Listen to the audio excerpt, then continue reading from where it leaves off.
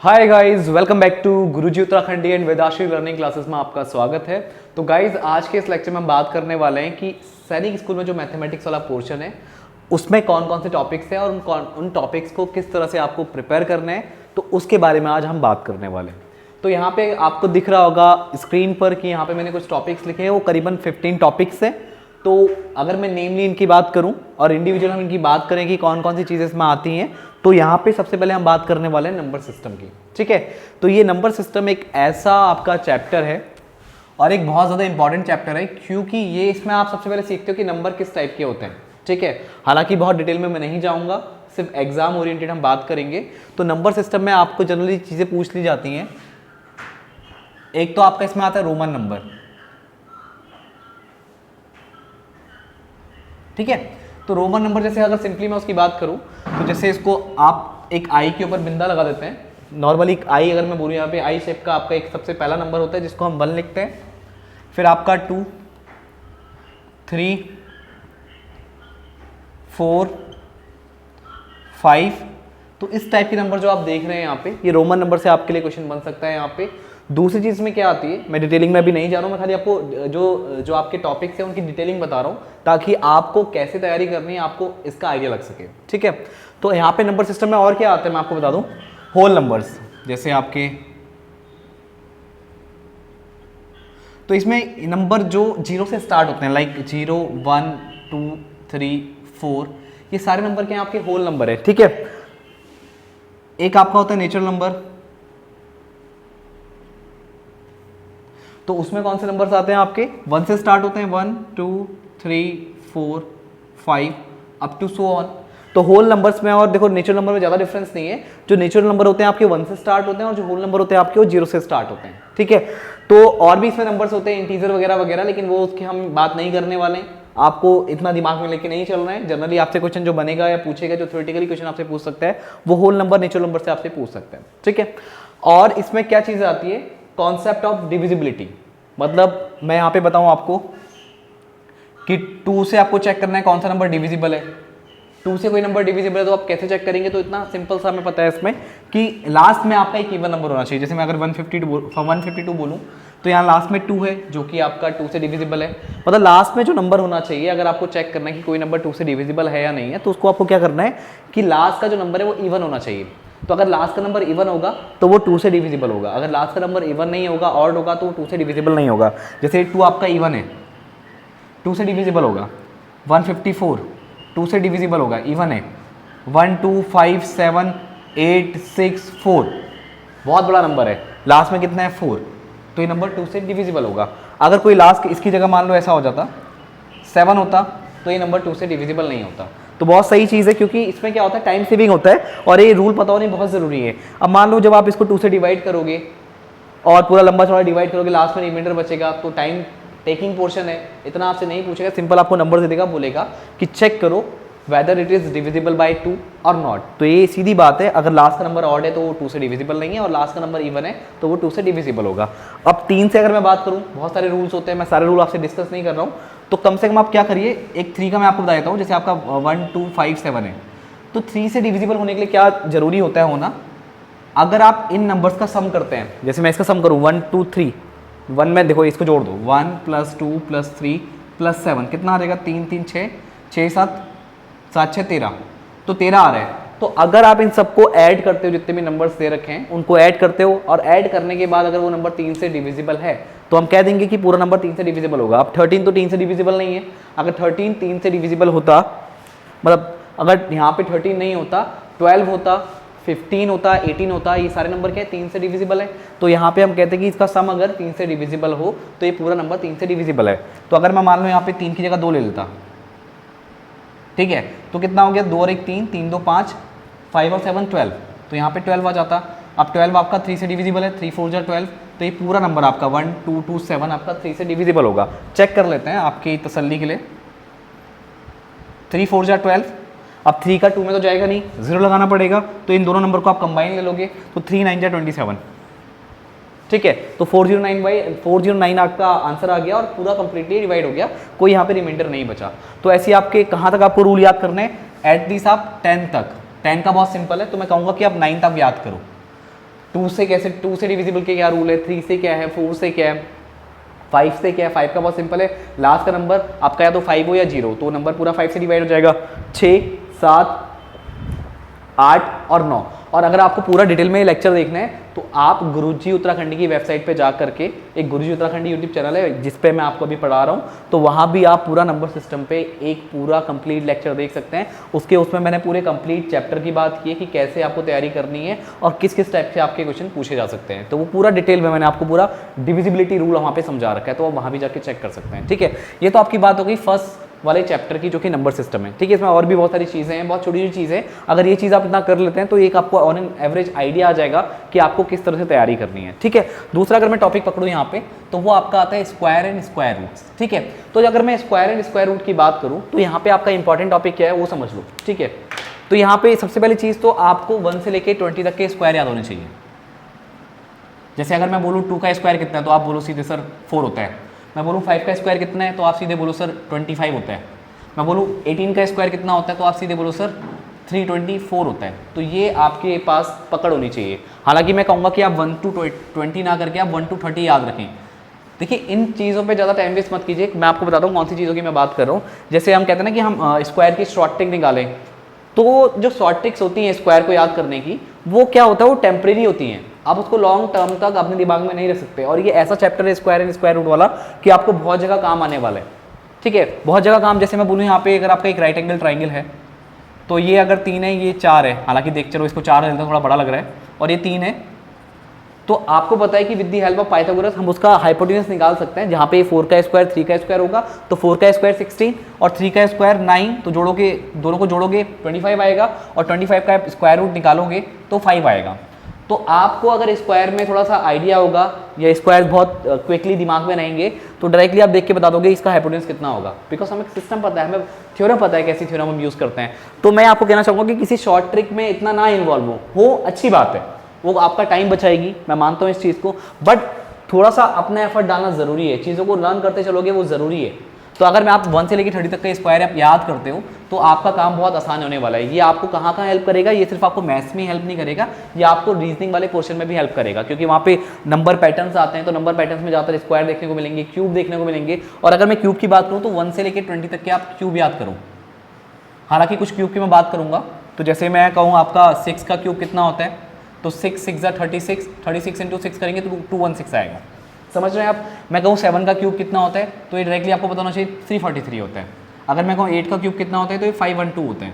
अगर मैं 9 का क्यूब करूँ कितना होता है, आपका ये होता है 729, राइट। अगर मैं 15 के क्यूब की बात करूँ तो 3375। तो ऐसे कुछ नंबर्स हैं जिनके आपको क्यूब याद होने चाहिए, जुबान पे होने चाहिए। ये आपको आपकी तैयारी के लिए काफ़ी सपोर्ट करेगा। तो स्क्वायर एंड स्क्वायर रूट की सबसे खास बात क्या है जो मैं आपको बताना चाह रहा हूँ कि 1 से लेकर 30 तक के आप स्क्वायर याद करें, एंड 1 से लेकर 20 तक के आप क्या याद करें, क्यूब याद करें। तो वो आपके लिए काफ़ी बेनिफिशियल रहेगा, सिर्फ आपकी इस सैनिक स्कूल की क्लास के लिए नहीं, जब भी आप अपनी एकेडमिक स्टडी करेंगे तो वहाँ भी ये चीज़ आपको बहुत काम आने वाली है। ऐसी ही क्यूब रूट की मैं यहाँ पे बात कर चुका हूँ कि आपको इतने एटलीस्ट 1 to 20 तक के क्यूब रूट आपको मतलब क्यूब याद होने चाहिए। और जब आपको क्यूब याद होते हैं तो क्यूब रूट आपको पता होते हैं। जब आपको किसी का क्यूब पता है, अगर मैं बोलूँ यहाँ पे 7 का क्यूब 343 है, तो अगर मैं 343 के क्यूब रूट की बात करूँ, ये आपका मतलब ये आपका जो स्क्वायर वाली डंडी होती है यहाँ पे आपका एक 3 लगा होता है, ध्यान दीजिए। तो आप इसका मतलब क्या बात कर रहे हो, 343 के क्यूब रूट की बात कर रहे हो, जो कि कितना आएगा 7। तो जब आपको क्यूब पता है तो आपको क्यूब रूट पता है, जब आपको स्क्वायर पता है तो आपको स्क्वायर रूट पता है। जैसे मैंने यहाँ पे बोला आपको कि 18 का स्क्वायर 324 होता है, तो इसका मतलब क्या है 324 का स्क्वायर रूट कितना होगा। यहाँ पे 2 लिखा हो या ना लिखा हो, यहाँ पे अगर कुछ लिखा नहीं तो मतलब यहाँ पे 2 होता है, ये ध्यान रखिए। वो जनरली लिखा नहीं जाता है तो उसका मतलब क्या है स्क्वायर रूट की आप बात कर रहे हो। अगर 3 लिखा है तो आप क्यूब रूट की बात कर रहे हो, ठीक है। तो यहाँ पे स्क्वायर रूट कितना हो जाएगा इसका 18।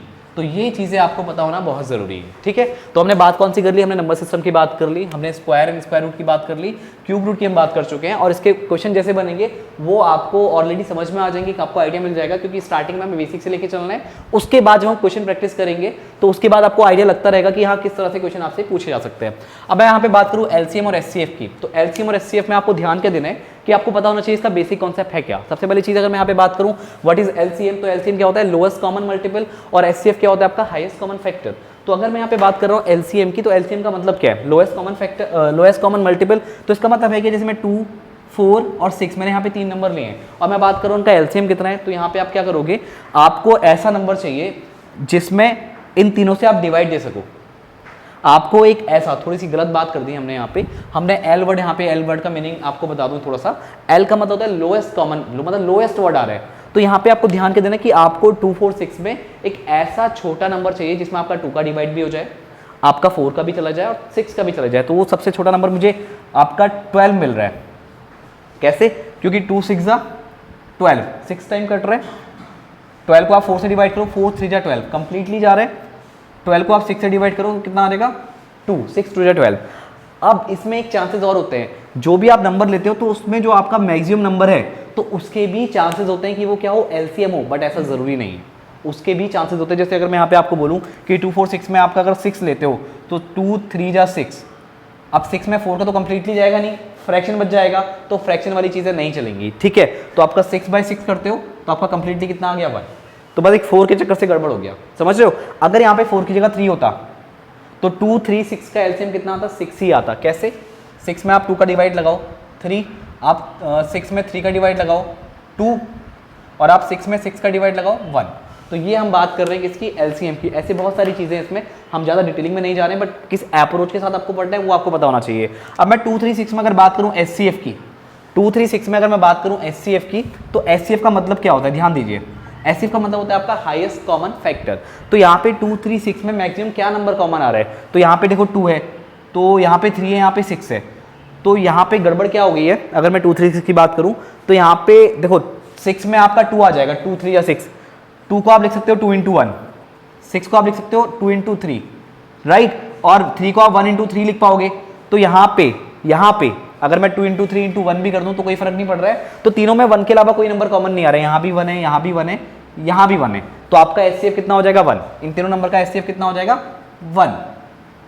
बट अगर मैं यहाँ पे 3 को इंक्लूड नहीं करता, अगर मान लो मैं यहाँ पे 4 लिखता, तो यहाँ पे जो इसका एचसीएफ निकल के आता, तो मैं यहाँ पे इसको लिखता 4 को 2 × देखो 2 × 1 आप लिख सकते हो, यहाँ पे इसको लिख सकते हो 2 × 2 × 1 कर दो, और 6 को आप लिख सकते हो 2 × 3 × 1। तो यहाँ पे एक तो 1 तो आपका कॉमन आ ही रहा है, और साथ में देखो एक 2 यहाँ भी दिख रहा है, 2 यहाँ भी दिख रहा है, 2 यहाँ भी दिख रहा है, तो 2 भी इन तीनों में आपको कॉमन दिख रहा है। तो 1 × 2 आप करोगे तो आपका आंसर कितना आ जाएगा? 2।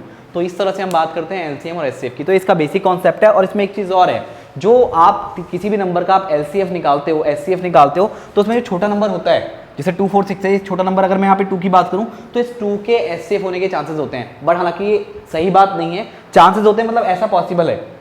अगर कोई भी नंबर आपका कॉमन नहीं आ रहा है तो आपका एचसीएफ कितना होता है? 1 होता है। अगर मैंने 2 3 6 यहाँ पे लिया तो यहाँ पे उस केस में एचसीएफ कितना आया था? 1 आया था। बट 2 4 6 लिया तो यहाँ पे एचसीएफ कितना आ गया आपका? 2 आ गया। तो ये छोटी छोटी बेसिक चीजें आपको ध्यान में रखनी है। अब बात करते हैं हम एवरेज एंड एज की, ठीक है। तो एवरेज एंड एज में क्या होता है, हल्का सा थोड़ा इसको इरेज कर लेता है क्योंकि बहुत भर चुका है यहाँ पे। तो एवरेज और एज में आपको एक चीज़ ध्यान रखनी है, आपको सबसे बेसिक चीज़ पता होनी चाहिए। यहाँ से बहुत सारे शॉर्टकट भी हैं, वो शॉर्टकट भी मैंने यहाँ पे ऑलरेडी डिस्कस किए हुए हैं। तो आप जब गुरुजी उत्तराखंड चैनल को आपने अगर सब्सक्राइब नहीं किया तो उसको आप पहले सब्सक्राइब कर लीजिए। तो वहाँ पे आपको बहुत सारी सैनिक स्कूल से रिलेटेड ट्रिक्स जानने को मिलेंगी। तो यहाँ पे अगर मैं बात करूँ अब किसकी, एवरेज एंड एज की, तो देखो यहाँ पे क्या होता है, आपको एक तो मीन निकालना आना चाहिए, मतलब एवरेज। तो एवरेज में क्या होता है? Sum of all observation divided by total number of observation।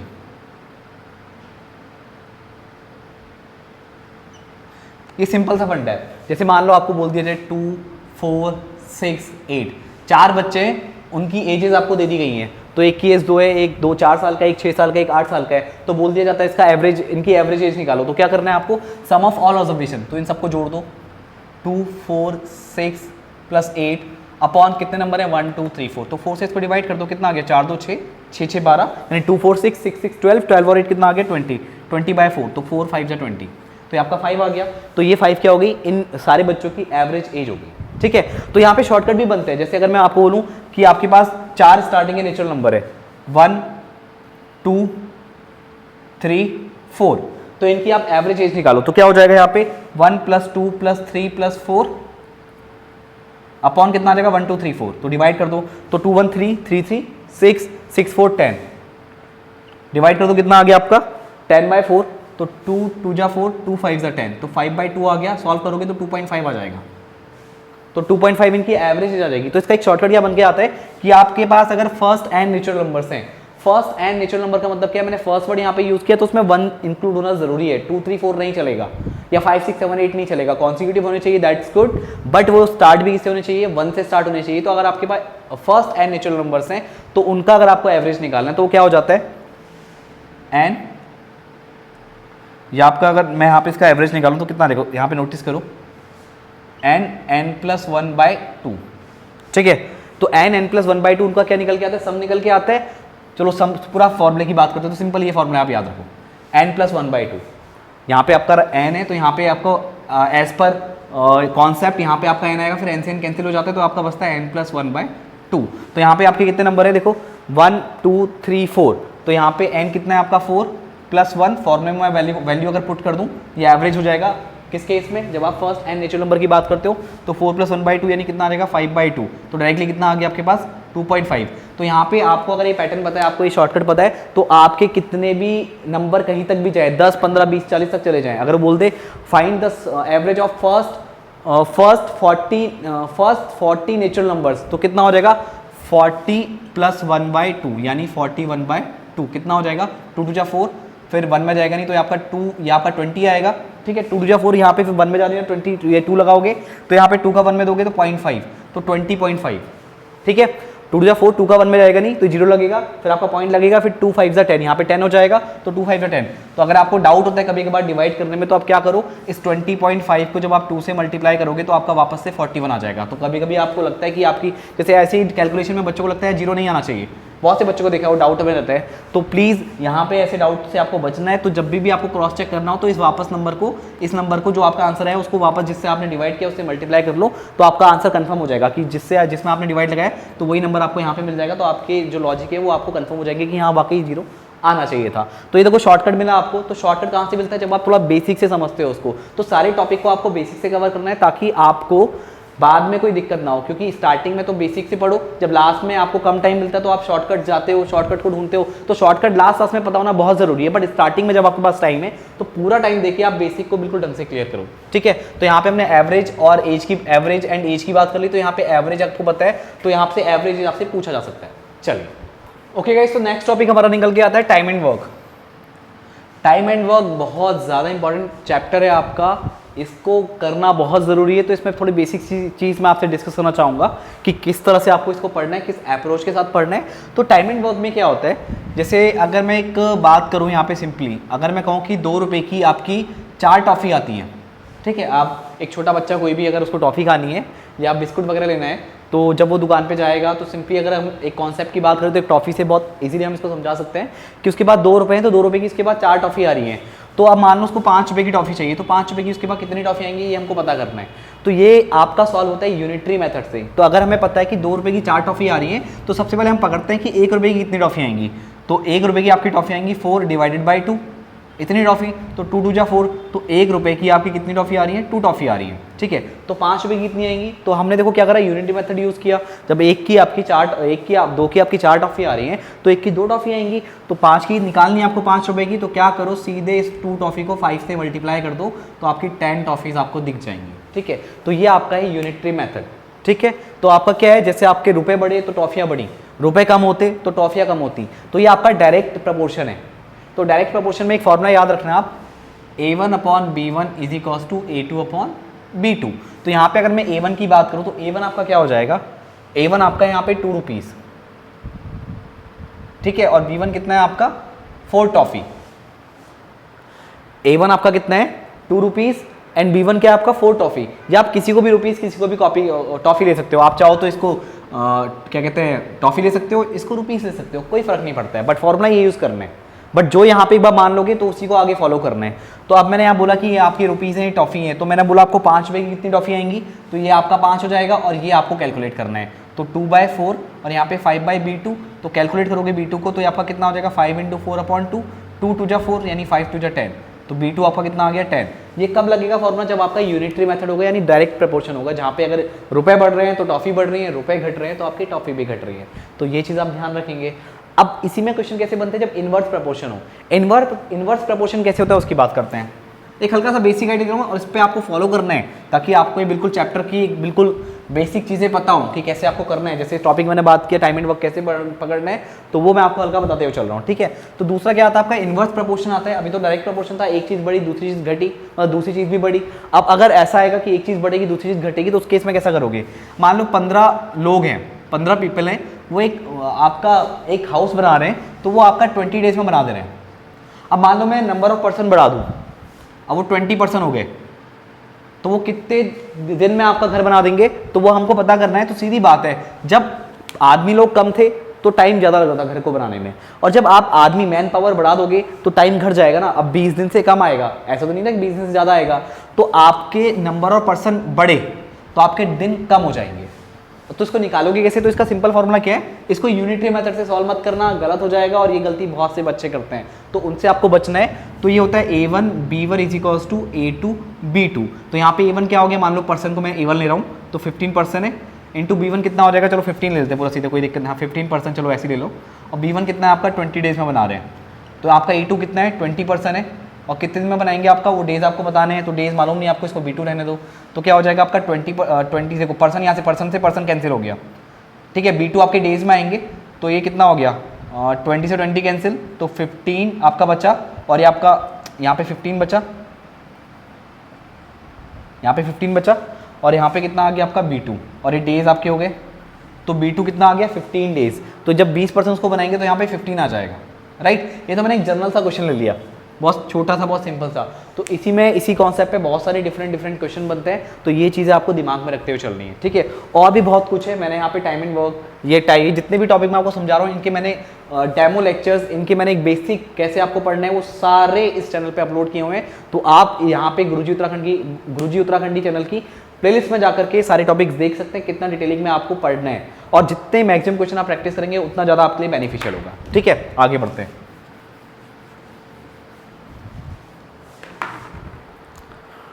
अब बात करते हैं यहाँ पे टाइम एंड वर्क की, हमने बात कर ली, बात करते हैं परसेंटेज की। तो परसेंटेज बहुत सिंपल सा टर्म है, बहुत सिंपल शब्दों में आपको समझाना चाहूँगा।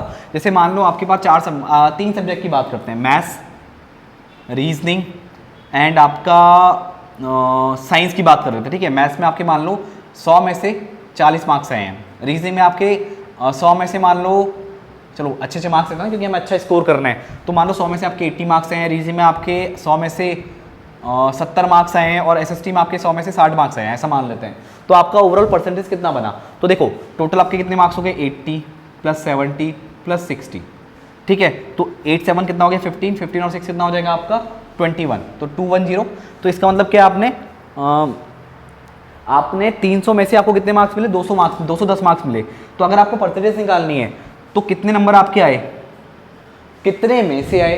तो टोटल 100, ये भी 100 में से आए हैं, ये भी 100 में से आए हैं, और ये भी 100 में से आए हैं। तो टोटल कितने में से आए? 300 में से आए, इंटू 100 कर दोगे तो जो कैलकुलेट करके वैल्यू आएगी वो आपकी क्या होगी? परसेंटेज होगी। तो 0 से 0 कैंसिल हो गए, तो कितना आ गया? 210 डिवाइड बाई 3, तो 3 7 21, तो ये कितना बन गया आपका? 70%। कितना बन गया? 70%, यानी आपने 70% मार्क्स गेन किए। तो इस लॉजिक पे बहुत सारे क्वेश्चन बनते हैं, और कुछ शॉर्टकट्स भी है इसके ऊपर। तो शॉर्टकट के लिए आपको क्या करना पड़ेगा? हमारे चैनल पे जाकर के इसके सारे वीडियोस देखिए, आपको एक एक चीज़ बिल्कुल डिटेल में समझती आती चली जाएगी, और आपको काफ़ी हेल्प मिलेगी। और अगर आपको लगता है कि आपको एक प्रॉपर तरीके से तैयारी करनी है तो आप हमारा कोर्स ज्वाइन कर सकते हैं। तो ये आप जब कोर्स ज्वाइन करेंगे तो आपको पता लगेगा कि इसमें कितनी डेप्थ में चीज़ों को कराया गया है, और कितना उन चीज़ों को समझना आपके लिए इंपॉर्टेंट है, ठीक है। तो आप वहाँ पे जाके हमारा कोर्स भी परचेज कर सकते हैं, तो वो आपके लिए काफ़ी बेनिफिशियल रहेगा। इनकेस अगर आप खुद से तैयारी कर रहे हैं तो उसमें कितना इन्वॉल्व होना है आपको, कितनी डेप्थ तक जाना है, तो ये चीज़ें आपको उन वीडियो में दिखेंगी। जब आप उन लेक्चर्स को देखेंगे तो आपके लिए काफ़ी बेनिफिशियल है, उनको जरूर देखिएगा ढंग से, ठीक है। तो यहाँ पे हमने बात करी किसकी? परसेंटेज की बात की। तो प्रॉफिट एंड लॉस में हम क्या देखते हैं? जैसे मान लो आपने कोई शॉप, मान लो आप छोटे बच्चे हो और आपको एक टेडी पसंद आ गया, तो टेडी आपने ले लिया 500 रुपये का, 500 रुपये का अच्छा सा टेडी आपको पसंद आया, आपने टेडी लिया। तो अब मान लो फिर जब आप उसको घर लेके गए, होता है ना कभी कभार चीज़ें हमको पसंद आती है, दुकान में बहुत ज़्यादा चीज़ों के बीच में रखी थी टेडी और आपको बहुत पसंद आया। अब क्या करते हो आप कि नहीं, घर पहुँचे तो 2-4 दिन आपने खेला उसके साथ, उसने कहा नहीं ये टैडी मुझे पसंद नहीं आ रहा, मुझे दूसरा टैडी लेना है, ठीक है। तो पेरेंट्स कह रहे हैं कि बेटा ये टैडी में हम 500 रुपये खर्च कर चुके हैं, तो अब तो नया टैडी तो नहीं लेंगे, अभी आप इसी से खेलो। तो बच्चा जिद करता है कि नहीं मेरे को नया टैडी लेना है। तो पेरेंट्स क्या सोचते हैं कि यार इस टैडी को हम सेल आउट कर देते हैं, या उसको हम वापस कर देते हैं, जो भी रहता है वो उसको बेचते हैं। मान लो ये किसी अनदर पर्सन को टैडी देते हैं, ठीक है। तो जब टेडी देते हैं तो मान लो हो सकता है, अब इसमें दो बातें हो सकती हैं, अब वो आपको कैसे कस्टमर मिल जाए। अब मैं एक बात कर दूं, मान लो आपको एक अच्छा बच्चा मिल गया, उसको ये टेडी बहुत पसंद आ गया, तो वो जब टेडी पसंद आ गया तो पेरेंट्स को जिद करेगा, और मान लो जो ये आप जिन्होंने पहले टेडी खरीदा वो इसको 600 का बेचना चाहें, और 600 का बेचना चाहे बट 600 का बिकना भी तो चाहिए। अब मान लो किसी दूसरे बच्चे को पसंद आ गया, बहुत पसंद आ गया टेडी, कि नहीं पापा मुझे तो यही टेडी लेना है और यही खरीदना है, तो अब बच्चे की जिद है तो पेरेंट्स को लेना पड़ेगा उसके, तो मान लो 600 रुपये का बेच दिया। तो यहाँ पे आपने जो ये खरीदा था, जो आपने दुकानदार से, जो आपने शॉपकीपर से खरीदा, तो ये 500 रुपये आपके लिए क्या हो गए थे, सेलिंग प्राइस हो गए थे, ठीक है। और शॉपकीपर ने जब जिस रेट पे इसको बेचा, मतलब आपने जिस रेट पे खरीदा वो आपके लिए हो गया कॉस्ट प्राइस, ठीक है। और शॉपकीपर ने जिस रेट पे आपको बेचा तो उस शॉपकीपर के लिए 500 रुपये क्या हो गए, सेलिंग प्राइस हो गए। इसने 500 का थोड़ा खरीदा होगा शॉपकीपर ने, इसने सस्ता खरीदा होगा, क्या पता इसको 400 का पड़ा हो।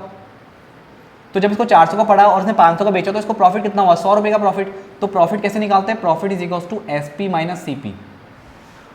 शॉपकीपर के लिए सीपी कितने हैं, 400 रुपये, ठीक है। उसने बेचा कितने का, 500 का, तो उसको कितने का प्रॉफिट हुआ, 100 रुपये का। कैसे निकला, 500 माइनस 400, तभी आपका प्रॉफिट आया 100 रुपये, ठीक है। अब यहाँ पे मान के चलते हैं कि यार चलो उसने 600 का बेचा, तो अब यहाँ पे आपके लिए क्या हो गया, सीपी हो गया, और जो आप 600 का बेच रहे हो ये एसपी हो गया, जिस दूसरे बच्चे को बेचा।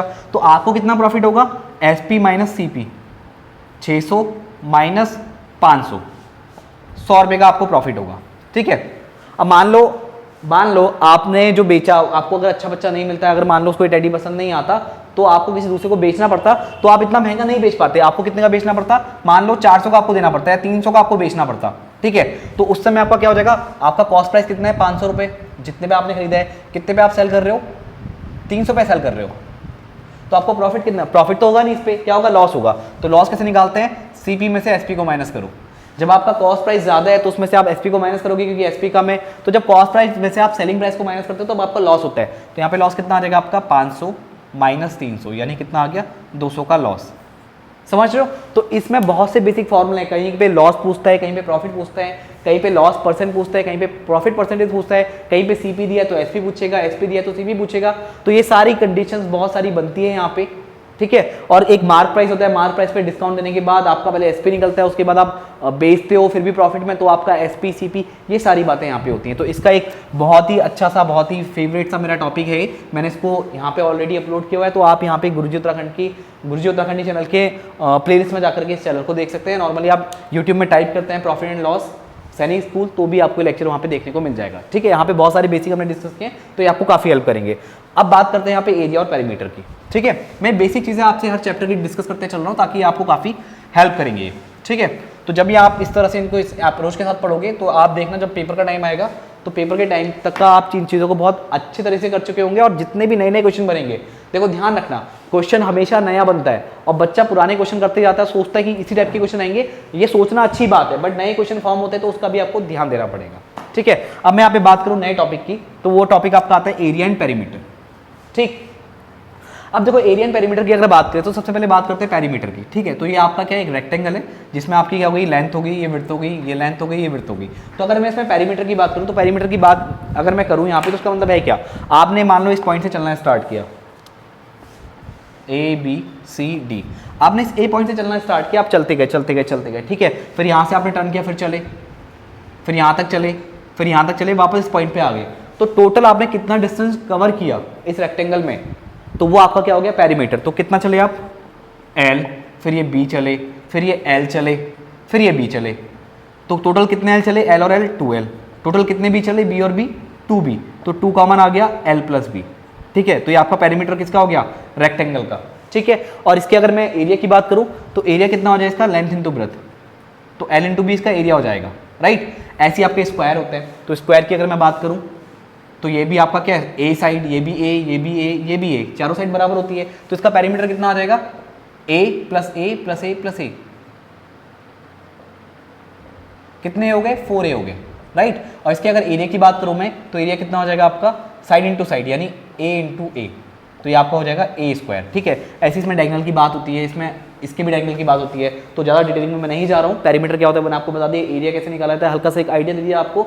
इसकी बहुत डेप्थ है, बहुत छोटी छोटी चीज़ें हैं, बहुत शॉर्टकट्स हैं, तो इसके लिए भी आपको क्या करना पड़ेगा, गुरुजी उत्तराखंड की वेबसाइट में जाना पड़ेगा और वहाँ से डिटेलिंग आप इस चैप्टर की देख सकते हैं, ठीक है। आगे बात करते हैं हम किसकी, सिंपल इंटरेस्ट की, ठीक है, ये बहुत इंपॉर्टेंट चैप्टर है, बहुत ज़्यादा यहाँ से बहुत क्वेश्चन बनते हैं और ये बहुत अच्छा चैप्टर है।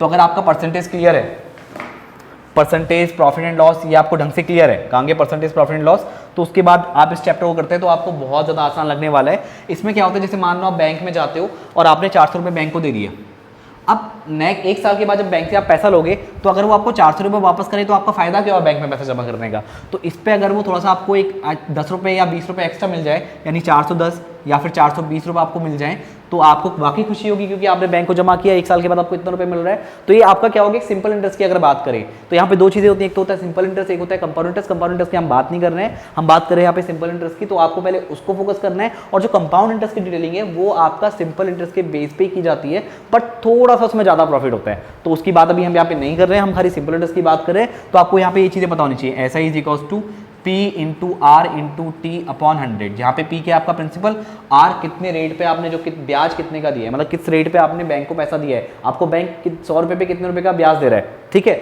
मान लो 5% का, 5% का अगर वो ब्याज दे रहा है तो 5% का मतलब क्या है कि आपको 100 रुपये पे 5 रुपये मिलेंगे, 200 पे कितने मिलेंगे, 10 मिलेंगे, 300 पे कितने मिलेंगे, 15 मिलेंगे, 100 पे 5 मिल रहा है, ठीक है, 200 पे 10 मिलेगा। तो इस तरह से हम परसेंटेज का यहाँ पे लॉजिक लगाते हैं। तो यहाँ पे आपको एक तो ये फॉर्मूला पता होना चाहिए, दूसरा अगर अमाउंट निकाला जाए तो वो कितना होता है, प्रिंसिपल प्लस SI।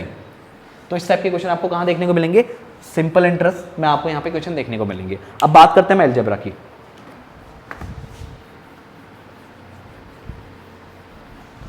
अब गाइस बात करते हैं अलजेब्रा की। तो अलजेब्रा में आपको किस टाइप की चीज़ देखने को मिलेंगी, तो अलजेब्रा में आपको नॉर्मली एडिशन, सब्ट्रैक्शन, इस टाइप की चीज़ें मिलेंगी। ये मल्टीप्लिकेशन, जैसे मान लो x plus Y plus Z, ठीक है, इसमें आप क्या जोड़ दो, 2x plus 3y minus Z, इन दोनों को आप जोड़ दो। तो जब आप इन दोनों को जोड़ोगे तो x और 2x कितना हो गया 3x, y प्लस 3y कितना हो गया 4y, जेड माइनस जेड दोनों कैंसिल हो गए तो प्लस 0, तो कितना आ गया 3x प्लस 4y।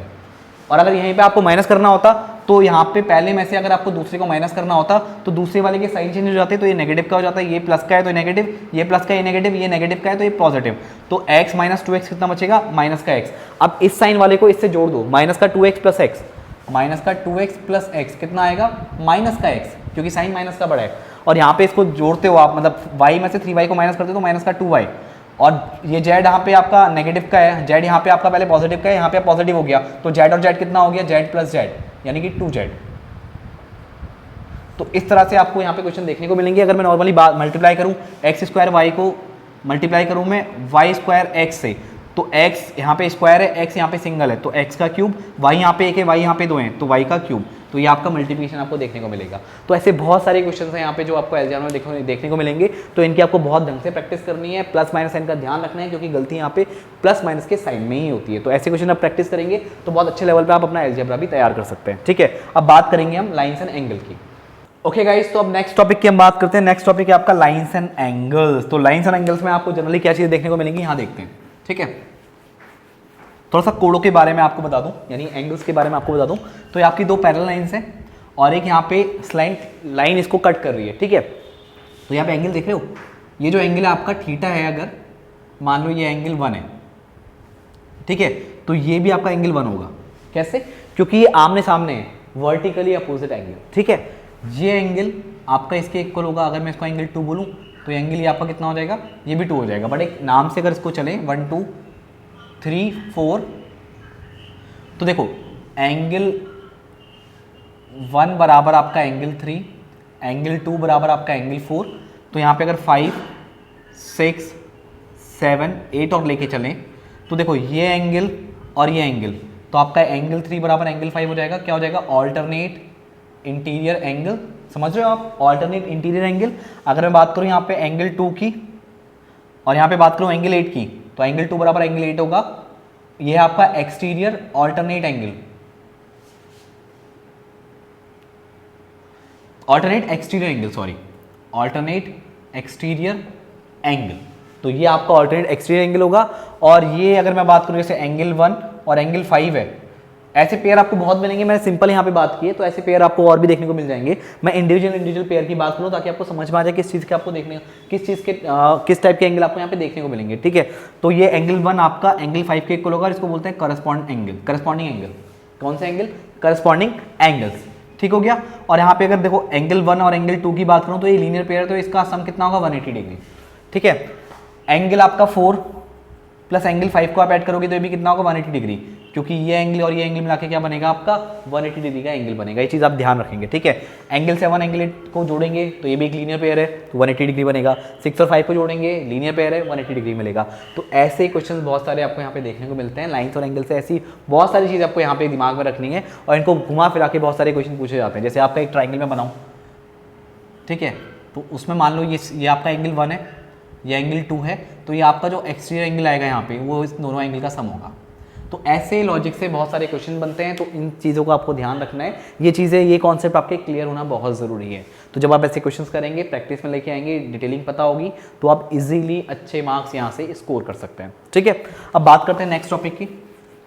जो हमारा नेक्स्ट है यहाँ पे, वो है आपका यहाँ पे सर्किल। ठीक है, तो सर्किल में क्या है आपका, सर्किल क्या सिंपल देखो, सर्किल आपका एक गोला होता है, सिंपल सा एक गोला होता है। ठीक है, जैसे आपने चूड़ी टाइप की देखी है वो एक सर्कुलर होती है। ठीक है, आप कॉइन देखते हो, सिक्के, पैसे जो देखते हो गोल सर्कुलर वाले, तो ये आपका एक क्या सर्किल की फॉर्म है, एक 2D फिगर है। तो यहाँ पे क्या होता है आपका, इसका एक सेंटर होता है। सेंटर से जैसे मैं लाइन से यहाँ पे ड्रॉ करूँ, ये सारी लाइन की जो लेंथ होती है बराबर होती है, क्योंकि ये सर्किल की जो पेरीफेरी है, जो इसका सर्कमफेरेंस है, उस पर टच करेगा तो ये सारी लाइन, यानी जितना ये है, अगर जितनी लाइंस आप देख रहे हो इनकी लेंथ सेम होती है, तो इसको हम बोलते हैं रेडियस। ये भी रेडियस होगा, ये भी रेडियस होगा, ये भी रेडियस होगा। ठीक है, और जो आप, अगर मैं एक बड़ी सी लाइन यहाँ पे ड्रॉ कर दूँ, कहीं भी किसी भी मतलब एक पॉइंट से खींचा और सर्किल के सेंटर से वो पास हो रही है और सर्किल के दूसरे पॉइंट पे मिल रही है, तो ये सबसे बड़ी लाइन क्या हो जाती है आपका डायमीटर। तो diameter is equals to 2r होता है, क्योंकि ये r है और ये भी r है, दोनों को जोड़ोगे 2r हो जाएगा। तो सर्किल का डायमीटर सर्किल की रेडियस का दुगना होता है। इसकी जो पेरीफेरी है, अगर इसकी जो पेरीफेरी है, इसको अगर मैं बात करूँ पेरीमीटर, तो सर्किल का पेरीमीटर को किससे रिप्रेजेंट किया जाता है, सर्कमफेरेंस से। तो ये होता है आपका 2πr। सर्किल का सर्कमफेरेंस ही सर्किल का क्या है, पेरीमीटर है। कि आपने मान लो इस पॉइंट से चलना स्टार्ट किया, चल के आप यहाँ पे पहुंच गए, तो क्या बन गया आपका सर्किल का पेरीमीटर, जिसको सर्कमफेरेंस बोला जाता है। इसको कैलकुलेट किया था 2πr, जहाँ पे पाई की वैल्यू कितनी होती है 22/7। एक आपका होता है सर्किल का एरिया ऑफ सर्किल, तो होता है आपका πr², पाई की वैल्यू कितनी है 22/7। तो 2πr आपका सर्कमफेरेंस एंड πr² क्या होता है आपका एरिया होता है। इसमें बहुत सारी चीज़ें होती है, इसमें कॉर्ड होती है। आप सर्किल के अंदर किन्हीं दो पॉइंट को मिला दीजिए तो क्या कहलाएगा, सर्किल की कॉर्ड। ठीक है, और सर्किल के सेंटर से कॉर्ड पे आप जब कोई लाइन ड्रॉ करते हो, तो वो लाइन कॉर्ड पे क्या होती है, परपेंडिकुलर होती है। और इस कॉर्ड को, जैसे ए और बी इसकी लेंथ है और ये सी है, तो एक सेंटर से जो आप कॉर्ड पे परपेंडिकुलर ड्रॉ करते हो, तो वो परपेंडिकुलर इस कॉर्ड को दो इक्वल पार्ट में डिवाइड करते हैं, मतलब AC बराबर CB। AC मतलब क्या हो गया, AC CB के बराबर हो जाएगा। और यहाँ से मान लो अगर एक कॉर्ड की लेंथ 8 थी टोटल, तो 4 ये हो जाएगी, 4 ये हो जाएगी। तो इस टाइप की बहुत सारी चीज़ें यहाँ पे बनती है सर्किल में। तो वो सारी चीज़ आपको पढ़ते हुए चल रही है, डिटेलिंग आपको जानते हुए चल रही है। और जब इसके ऊपर क्वेश्चन प्रैक्टिस करोगे, पहले मैं चाहूँगा कि आप बिल्कुल बेसिक से पढ़ो। सर्किल क्या होता है, सर्किल में कॉर्ड क्या होती है, सर्किल में आपका सेक्टर क्या होता है, सेगमेंट क्या होता है, तो ये चीज़ें बहुत हैं उसमें। तो जब आप डिटेलिंग में देखोगे वीडियोस को, ऑलरेडी पढ़ी है यहाँ पे इस चैनल पे, तो उनकी प्लेलिस्ट में जाकर के आप इसको डिटेल में पढ़ सकते हैं। ठीक है, अब मैं बात करता हूँ नेक्स्ट आपका ट्राइंगल की। तो ये ट्राइंगल में आपको क्या देखने को मिलेगा, ट्राइंगल में आपका एक 3 आपकी लाइन से एक कंप्लीट क्लोज फिगर आपका ट्राइंगल होती है। तो इसमें किन्हीं भी दो साइड का सम, जैसे मान लो एक साइड 5 है, एक 6 है, एक 7 है, तो किन्हीं दो साइड का सम आप करोगे तो वो तीसरी साइड से बड़ा होना चाहिए। तो देखो 5 और 6 को जोड़ोगे 7 से बड़ा है, या इक्वल भी आप दिखा दो तब भी आपका ट्राइंगल बनता है 6, 5, 11, मतलब 6, 5, 11। और ये आपका 7 के बड़ा, 7 के इक्वल है। तीनों साइड में कोई सी भी दो साइड को जोड़ोगे वो तीसरे से बड़ी होनी चाहिए। अगर आप 6, 7 को जोड़ोगे तो 13 आ गया, ये आपका बड़ा होगी 7 से। अगर ऐसा नहीं है, ये रूल फॉलो नहीं, अगर मान लो 2, 3 और 8 है, तो 2, 3 को आप जोड़ रहे हो, वो आपका 8 से बड़ी और इक्वल नहीं है, 5 आपका 8 से बड़ा इक्वल नहीं है, तो ये ट्राइंगल फॉर्म नहीं कर सकते।